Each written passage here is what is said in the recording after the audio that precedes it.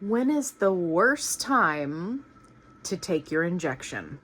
Hey everybody, it's Allie. I'm on a fantabulous weight loss journey, and hopefully you'll subscribe and come along for the ride.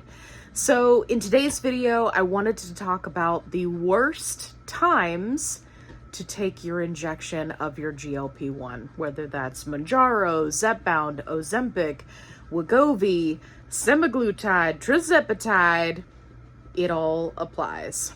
So the first thing that I want to mention is anytime you are changing dose or just starting on the medication, you do not want to choose a day where you have to work the next day. So for most of us who have side effects, not everyone does, we experience those side effects the most the first 2 days after injection. Again, it doesn't apply to everyone, but for the most part, if you're going to have side effects, they're going to be the most intense the first 2 to 3 days after your injection. So be smart about when you're taking your shot. Choose a day when you're going to have the next day off from work, or potentially, like me, my shot day is Friday evening when I get off work. That way I've got the whole weekend to recoup if I'm dealing with side effects. If you are going to be traveling by air, by sea, by plane, by car, if you are going to be traveling, then you want to really take a look at your options for taking your GLP-1 medication with you. If you want more suggestions on that, go check out my travel video. So you want to look into your options, and you also want to keep in the back of your pocket that you can adjust your shot day, 1 or possibly 2 days on either side of your regular shot day. So if you're going to be in the car, you're going to be traveling, and you're somebody who just went up to a new higher dose and you're having issues with diarrhea and you're like, holy cow, I really don't want to deal with this while I'm traveling, you can make adjustments to your shot day so that you're not dealing with those side effects while you're traveling. The other time that you really want to consider changing your shot day is if you are sick. If you are someone who is having severe side effects, you don't want to compound that by then taking your injection on top of that. So if you can wait a day or two and be feeling better and then do it, that would work.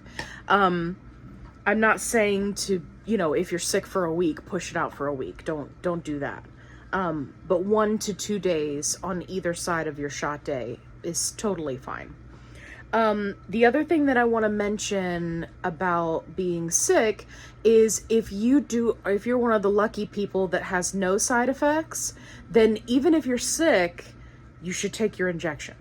Because again, if you're not having side effects, then there's no reason not to take it.